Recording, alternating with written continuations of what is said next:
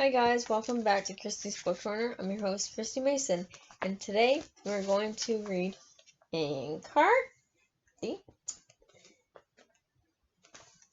and it's chapter 20! Okay, ready? Chapter 20, Snakes and Thorns.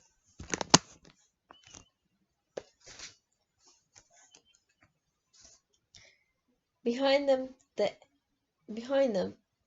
the headlights were getting closer, no matter how fast Eleanor drove. It could be just any old car, said Maggie, but she knew that was unlikely. There was only one village on the bumpy, potholed road they had been following for almost an hour, and that was Capricorn's. Their pursuers could only have come from there. Now what? Asked Eleanor. She was in such a state that her car was weaving all over the road. I am not letting them lock me up in that hole again. No, no, no, no. At each no, she struck the steering wheel with the palm of her hand. Didn't you say you'd slit their tires? She snapped at Dustfinger. Yes, and so I did, he replied angrily.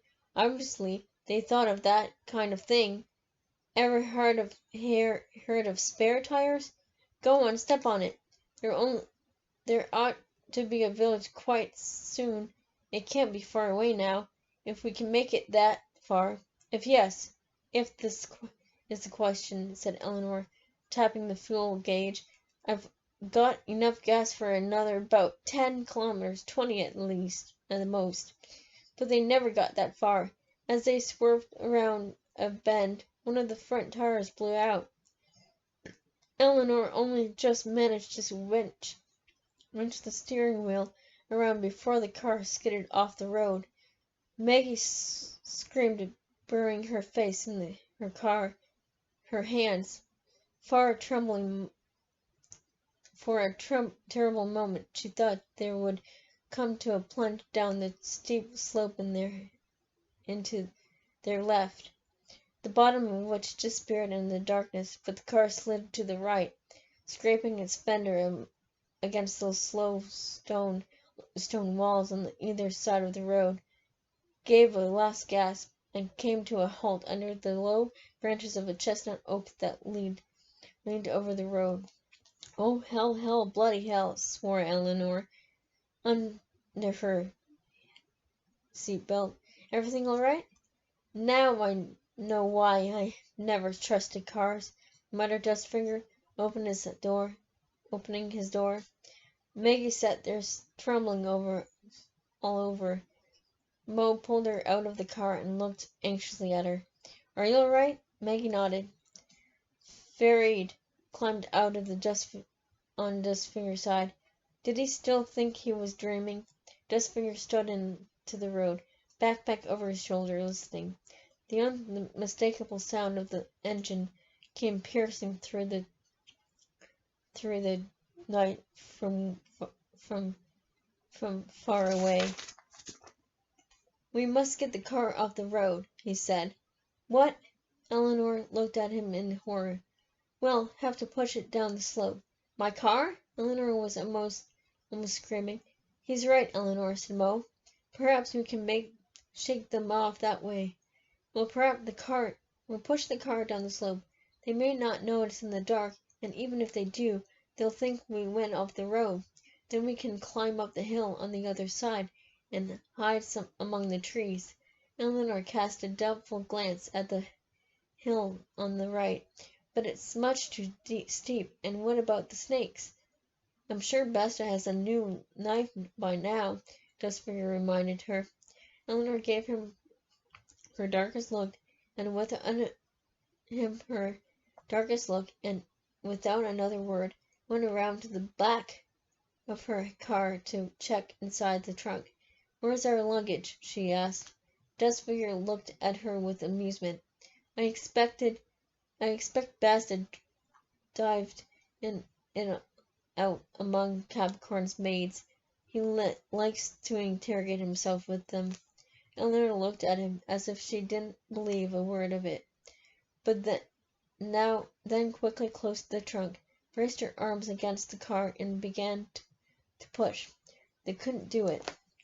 Hard as they pushed and shoved, Eleanor's car only rolled off the road, but would not slide more than a few meters down the slope. Then it stood, with his hood stuck in the undergrowth, and refused to go any farther. Meanwhile, the sound of an engine, so curiously out of place in this desolated wilderness, was getting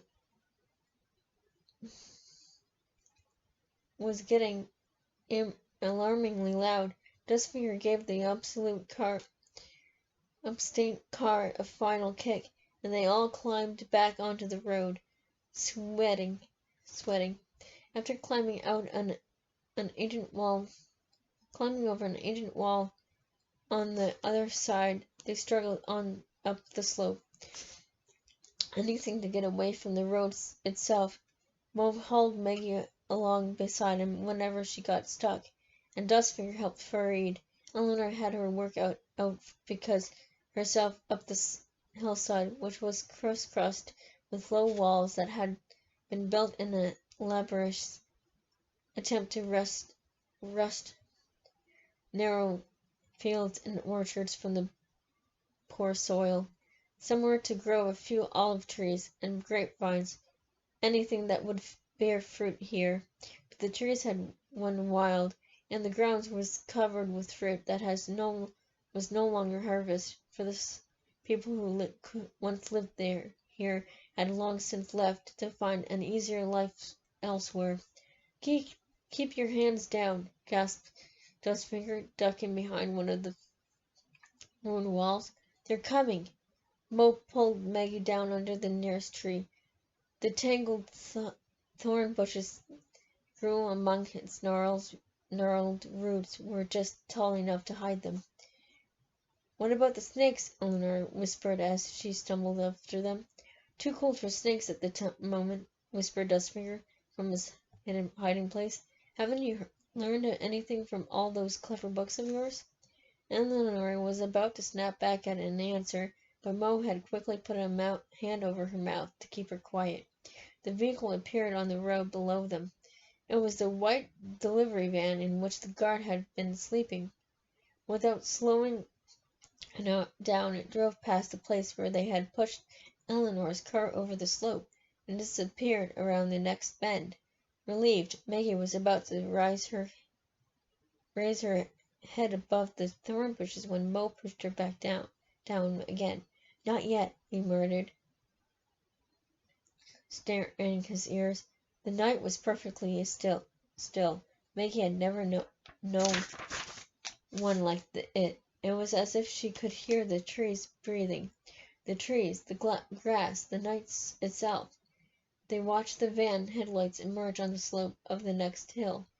Two figures of light groping their way along an invisible road in the dark. But suddenly they stopped moving. They're turning, whispered Eleanor. Oh, God. Now what? She tried to stand up, but Mo held her back. Are you mad? He hissed. It's too late to climb any further. They'd see us. Mo was right. The delivery van was speeding back up the road. Maggie saw it stood just a few meters from where they had pushed Eleanor's car off the road. She heard the van doors open and saw two men get out. Both had their backs to the fugitives. The one had them turned and looked suspiciously up the slope. Maggie thought she recognized Basta's face, though it was little more than a patch of paler color in the night. There's the car, said the other man. Was that Flatnose? He was certainly tall and broad enough. See if they are in it. Yes, that was Basta. Maggie would have known his voice among thousands of others. Flatnose made his way down the slope clumsily as a bear. Maggie heard him cursing the thorns, the prickles, the darkness, and the wrenched riffraff he was having to stumble over it in the middle of the night. Baxter was still standing in the road, his face sharply outlined when he lit a cigarette with a lighter. The white smoke drifted up to them until Maggie thought she could almost smell it. "They're not here," called Flatnose. "They must have gotten away on foot. Hell, do you think we have to follow them?" Baxter went over to the roadside and looked down. Then he turned and looked up at the slopes where Maggie was crouching beside Mo. Her heart thudded wildly. "They can't have gone far," he said, "but it'd be difficult to find their trail in the dark." "Exactly," Flatnose was panting as he appeared back on the road. "We're not bloody native trackers, are we?" Bassett did not reply. He just stood there, listening and inhaling his cigarette smoke. Then he whispered something to Flatnose. Maggie's heart almost stopped. Flatnose looked around anxiously. "Now, let's get the dogs instead," Maggie heard him say. "Even if they're hiding somewhere around here, how do we know whether they climbed up or down?" Basta glanced at the trees, looking down the road, and trod out his cigarette. Then he went back to the van and took out 2 shotguns. "We'll try going down first," he said, tossing Flatnose one of the guns. "I'm sure that fat woman would rather climb downhill." And without another word, he vanished into the darkness. Flatnose cast the van a longing glance, then trudged after him, grumbling. The two were barely out of sight before Dustfinger rose to his feet, suddenly soundless as a shadow, and pointed up to the slope. Maggie's heart was beating in her throat as they followed him. They darted from tree to tree, from bush to bush, constantly looking behind them. Every time a twig cracked underfoot, Maggie jumped, but luckily Bast and Flatnose were making a fair amount of noise themselves as they worked their way downhill through the undergrowth. A time came when they couldn't see the road anymore, but their fear did not leave them. The fear that Basta might turn back already and was not now following them uphill. Yet, however often they stopped and listened, all they could hear was their own breathing. "They'll soon realize they've gone the wrong way," Dustfinger whispered after a while. Then they'll go back for the dogs. We're lucky they didn't bring them in the first place. Basta doesn't think much of those dogs, and he's right. I fed them cheese often enough, and cheese dulls a dog's nose. All the same, we'll fetch them sooner or later, because even Basta doesn't like taking bad news back to Capricorn." "Then we must just go faster," said Mo. "Go faster? Where?" Eleanor was still frightening for breath. Dustfinger looked around. Maggie wondered why. She could hardly make out anything. It was so dark. "We must keep going south," said Dustfinger, "toward the coast. We must hide among other people. That's the only thing that can save us. Down there the nights are bright and nobody believes in the devil." Ferd was standing beside Maggie, gazing at the night sky as if he could make morning come or find the people Dustfinger had mentioned somewhere. But there wasn't a light to be seen in the darkness, except for the tangle of stars spreading cold and distant in the heavens. For a moment Maggie felt as if those stars were always giving away their presence, and imagined she could hear them whispering, "Look, Basta, there they are. Go down there. Quick, catch them." They stumbled on, keeping close together so that no one would get lost. Dustfinger had taken Gwen out of his pack and put him on his chain before letting him run alongside them. The Martin didn't seem to like it. Dustfinger had to keep hauling him out of the undergrowth, away from all the promising scents that their human noses couldn't pick up. The Martin spat and snarled with annoyance, biting and tearing at the chain. "Curses the little brute. I'm sure to fall over it," said Eleanor crossly. Can't you keep it away from under my sore feet?" I tell you one thing. The moment we're in decent human company again, I'm going to take that best hotel room money can buy and put my poor feet up on a big sofa cushion. You still got money on you? Mo sounded incredulously. They took all mine first thing. Oh yes, Basta took my wallet too, said Eleanor. But I think ahead. I have my credit card somewhere safe. Is anywhere safe from Basta? Desfinger dragged Gwen away from a tree trunk. Oh yes, replied Eleanor. Men are nervous, particularly keen to search fat old ladies, which can be useful. That was how some of my most valuable books came into my... She interrupted herself abruptly, clearing her throat when her eyes fell on Maggie. But Maggie acted as if she hadn't heard Eleanor's last remark, or at least hadn't understood what she meant. You're not all that fat, Maggie said, and old is a bit of an exaggeration. Oh, how her own feet hurt. Well, thank you very much, darling, said Eleanor. I think I'll buy you from your father so you can say nice things to me 3 times a day. How much do you want for her, Mo? I'll have to think about it, replied Mo. Suppose I lend her to you for a few days now and then. They chattered like this, voices scarcely raised above a whisper, as they struggled through the thorny growth of the hillside. It doesn't matter what they talked about, for their hushed conversation had only one purpose, to fend off their fear and exhaustion that was weighing down on their limbs. On and on they walked, hoping that Dustfinger knew where he was taking them. Maggie kept close behind Mo at all times. At least his back offered some protection from the thorny branches that kept catching at her close and scratching her face, like vicious animals with needle-sharp claws, lying in wait in the dark. At last they came upon a footpath. They could follow it. Was litter with empty cartridges, dropped by hunters who had dealt out death in this silent place. Walking was easier on the treaded earth, although Maggie was so tired she could hardly pick up her feet.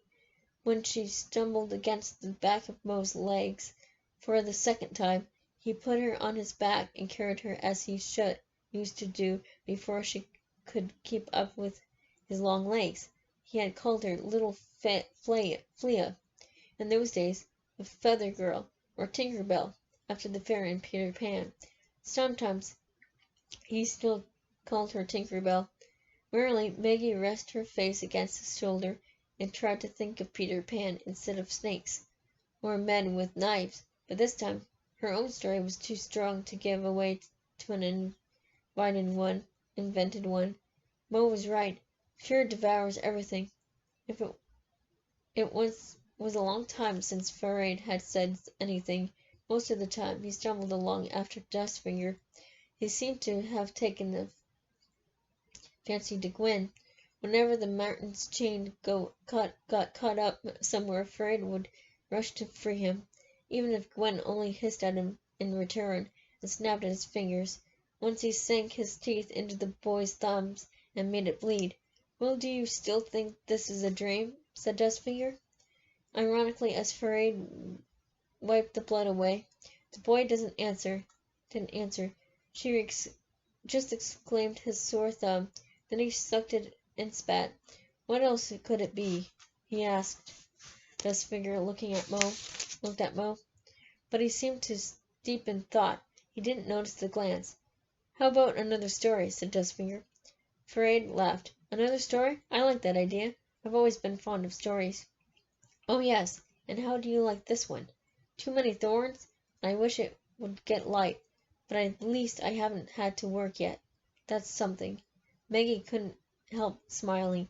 A bird called into the distance. Gwen stopped and raised his round muzzle. sniffing the air. The night belongs to beasts of prey, and always has. It's easy to forget that when you're indoors, perhaps protected by light and solid walls. Night provides cover for hunters, making it easy for them to creep up on and strike their prey blind. Words about the night from one of my favorite books slipped into Maggie's mind. This is the hour of pride and power. Talon and Claw. She snuggled her face against Bo's shoulder once more. Perhaps I should walk again, she thought. He's been carrying me for so long. But then she nodded off to sleep, still perched on his back. The end of chapter 20. Chapter 21 will come later. Thank you so much for watching. Thank you so much for the support. If you haven't already, subscribe to the channel and click that notifications bell and you will be notified when I upload another video. Make sure you comment and like all the videos. And don't forget to dare to dream. Bye guys.